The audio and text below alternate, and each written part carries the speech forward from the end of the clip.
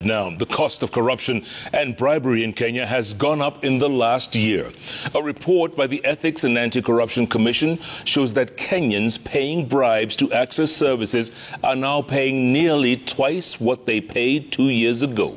The report also lists the National Transport and Safety Authority and the police as the institutes where Kenyans are most likely to ask for bribes for services rendered. Our very own Brenda Wanga reports on the findings that place the Ministry of Interior and that of Health as the most corrupt in government. The report details the corruption landscape in the country over the last 1 year. It shows that Kenyans seeking services from the public institutions are parting with much more money to receive these services. On average, the cost of bribes has nearly doubled from 6,000 to 11,000 shillings in 1 year. In terms of the reasons why people are asked to pay bribes, it was the only way to access a service is leading. People know that if you don't pay, you will not get. It was demanded, so I had to pay. That is 20%. The report also shows that those seeking to secure employment in various government institutions pay the largest amount of bribes, some as much as 163,000 shillings to secure a job.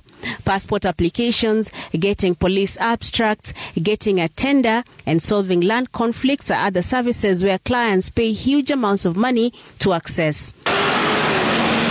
The National Transport and Safety Authority received the highest amount of bribes, with service seekers giving as much as 81,000 shillings. The judiciary was paid an average of 49,000 shillings as bribes, and the Kenya Bureau of Standard was paid an average of 40,000 shillings for clients to receive services. The police, both regular and traffic, also feature as some of the institutions where a client is likely to be asked for and pays to get services like getting police abstracts, bailing an arrested individual, amongst others. This research was done. The anti-graft body says both the public and public servants are compliant in letting this vice fester. Don't take, don't give, and don't ask. So, if you go to go for a service and somebody is asking you, don't do what? Don't give. If you are the one offering the service, don't ask. And when you are given or offered, don't do what? Don't take. The police remains the government agency perceived to be most prone to corruption, with 55.4% of the respondents placing them at the top of that infamous list. The Immigration Department, the Registrar of Persons, the Department of Public Health and that of Education also make the list of similar institutions leading in the corruption index. The EACC says these departments must now reform. Like in the police, we are really insisting that we need automation. And we need some more rules. For instance, if I'm to do some modification of the traffic rule, I would say that a policeman should never enter a car of a motorist. And I would even go further and say that policemen should have uniform without pockets and even socks, because pockets and socks are the places that they hide their money.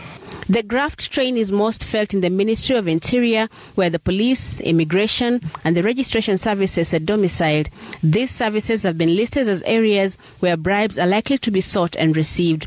The Ministries of Health, Transport, Education and Defense make up the top 5 list of the most corruption-prone ministries. People are not able to make it to attend university education, to travel abroad, because there is a problem with immigration. And unfortunately, the senior people at the immigration, they give very lame excuse. Printers are not working. So who are you expecting to make printers working? And you are there as a PS, as the head of immigration. You cannot say like that. The ministries of ICT, Tourism, Environment, Petroleum and Mining and Industrialization are the least likely to ask for and receive bribes. The report finds that the high levels of corruption in the country continue to be driven by the high cost of living, high poverty levels, poor governance and poor delivery of public service, and the limited action taken to fight graft. Corruption is eating us, and if we don't do anything about it, it is going to kill us. It may just be a matter of time and this country could be killed by corruption.